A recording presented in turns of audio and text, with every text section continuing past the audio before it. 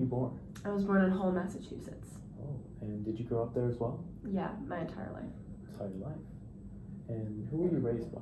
Both of my parents. Both of them? That's good. Did you have any siblings? No, I was an only child. Okay. Were you ever married? Yes, I was married once. What's the story behind that? My wife and my 3 children died 2 years ago. I'm so sorry to hear that. That's tragic. And how has that really affected you?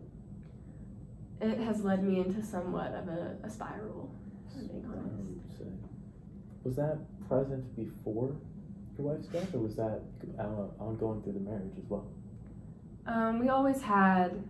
My wife had her own personal struggles, and they kind of led me to have my own, but I never had any issues like this before. Okay. What type of things was your wife struggling with? My wife was, she had bipolar disorder, and it was just really, she tried to commit suicide multiple times. It really took a toll on me. I really understand that must have affected you greatly. And how could you expand on how that affected you? It drove me to that, and my job as a federal marshal after World War II. Really, it led me to some pretty heavy drinking and some pretty heavy cigarette use. Let's see. How would you characterize your drinking behavior? Like, say, how many nights a week would you drink? I would drink every day coming home from work. Every day. Mm-hmm. Okay.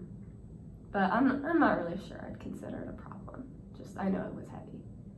Okay. And cigarette use, would you consider that a problem? Also not a problem. Just I don't know. You smoke with the guys at work. That's what you do. Yeah. Well, you mentioned that you became a marshal after World War II. Were there any experiences you had as a marshal that may have affected you, or that may have led to an increase in drinking behavior? I wouldn't so much say that my job as a federal marshal, which I take great pride